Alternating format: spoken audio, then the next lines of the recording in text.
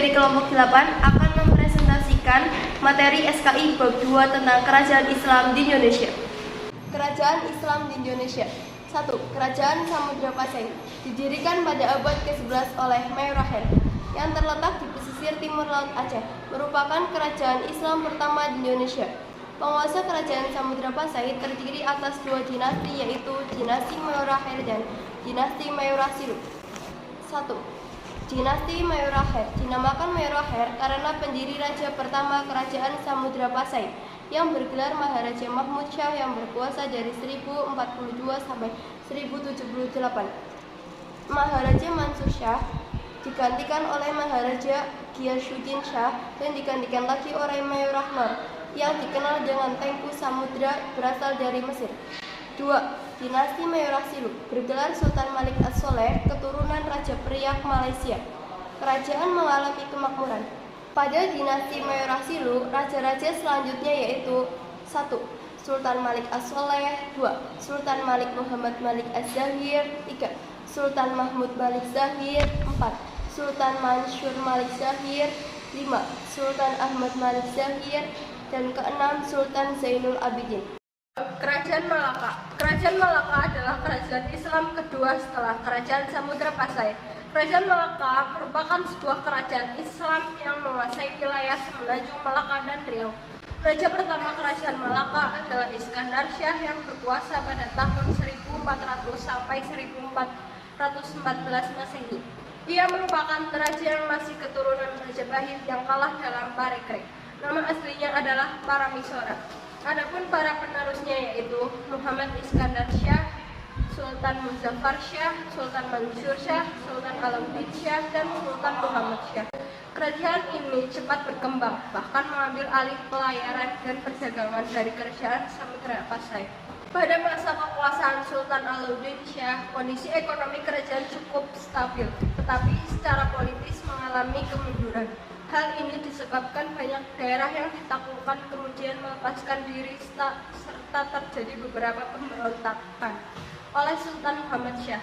Pada masa pemerintahan Sultan Muhammad Syah, Kerajaan Malaka mengalami kemunduran baik secara politik maupun ekonomi.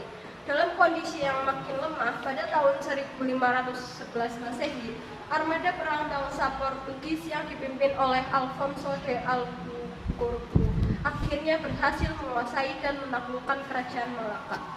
Kerajaan Aceh Darussalam. Raja pertama kerajaan ini adalah Sultan Ali Muhayyad Shah. Setelah wafat, ia digantikan oleh putranya yaitu Sultan Salahuddin. Karena kelemahannya Sultan Salahuddin, akhirnya kekuasaan direbut oleh saudaranya, yaitu Sultan Alauddin Riayat Shah Al-Qahar. Sultan Alauddin Riayat Shah Al-Qahar cukup berperan memperbaiki keadaan pemerintahannya dan aktif menyebarkan Islam dengan mengirim mubalik ke berbagai daerah. Setelah Sultan Alauddin Riayat Shah Al-Qahar wafat, kerajaan Aceh diperintah atau dipegang oleh Sultan Iskandar Muda atau Dharma Wangsa Perkasa Alam Syah. Setelah Sultan Iskandar Muda wafat, terjadi perpecahan antara kelompok dalam masyarakat, yaitu golongan ulama atau tengku dan bangsawan atau teuku. Perpecahan ini disebabkan karena perbedaan paham keagamaan, yaitu antara Islam Syiah dan Islam Ahli Sunnah wal Jamaah. Pada masa pemerintahan Sultan Iskandar Shah,